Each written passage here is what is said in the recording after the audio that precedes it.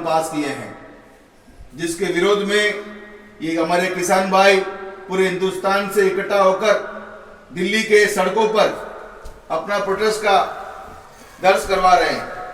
मेरे माँ और बहनों, दोस्तों, सोचने का आलम है। आपको पता होगा दिल्ली की -2 डिग्री सेल्सियस ठंड पर वहां पर हमारे किसान भाई बीच सड़क पर आंदोलन पर बैठे हुए हैं। खबर यह भी है कि पिछले 50 दिनों में कम से कम 100 किसानों का इंतकाल हो गया, मृत्यु हो गई ठंड के चलते, और कुछ लोग किसान की परेशानी को ना देखते हुए उनसे उस काले कानून से परेशान होकर अपनी जान गंवा दी। मेरे माँ और बहनों, सोचने का वक्त है। आपको ये दिमाग में ख्याल आता होगा कि अगर दिल्ली में किसान आंदोलन कर रहा है तो हमें उससे क्या लेना देना। मैं आपको बता दूं कि जो चावल आप आज 50 या 60 रुपए में खरीद कर खाते हैं, यही 50-60 रुपए बहुत ज्यादा है। महंगाई की मार पहले से पड़ी हुई है और उसके ऊपर से कोरोना जैसे वायरस पिछले साल भर से हमें परेशान कर रहा है। नौकरियां चली गई और इसके ऊपर से ऐसे 3 काला कानून। मैं आपको बता दूं, जो चावल आप 50 और 60 रुपए में खरीद रहे हैं, अगर ये किसान किसानी छोड़ देगा, ये 3 काला कानून पास हो जाएगा। अगर ये सरकार इन उद्योगपति दोस्तों को खुश करने में अगर कामयाब हो गई, अल्लाह की कसम मैं खाकर कहता हूं आप लोगों को, वही चावल 200 या 300 में आपको खरीदने पड़ेंगे।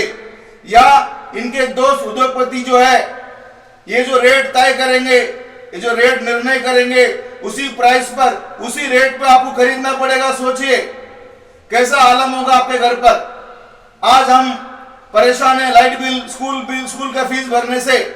ऐसे में ये प्राइवेट कंपनी वाले अगर आ जाएंगे किसान को दबाकर, तो सोचिए हमें कितना महंगाई का सामना करना पड़ेगा। भाई और बहनों, दोस्तों, आपको बता दूं, पूरे हिंदुस्तान में या पूरे विश्व में, पूरे वर्ल्ड में सबसे ज्यादा किसान आत्महत्या हिंदुस्तान में करता है। आपको वजह बता दूं, महज 5,000, 10,000, 20,000 रुपया जो अपना खेत जोतने के लिए लेता है, उसे वापस नहीं कर पाता।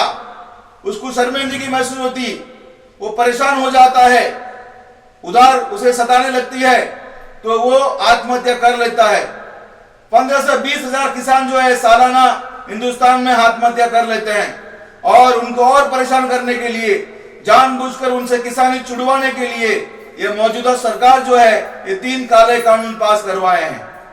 भाई और बहनों, वो किसान जो उधार लेकर या ब्याज में पैसा लेकर, जो शरीयतन गलत है, फिर भी फसल उगाने के लिए उधार लेता है, अपने खेत जोतता है, बीज बोता है और 6 महीना साल भर अपने फसल को अपने बच्चे की तरफ पालता है, उसे पानी देता है, कीड़ों मकोड़ों से दूर रखता है, साल भर से उसकी देखभाल करता है। जब फसल उग जाती है, उसे कटाई करके उसे बेचने के लिए मंडी पहुंचता है, तो उसके साथ बहुत बड़ी नाइंसाफी होती है।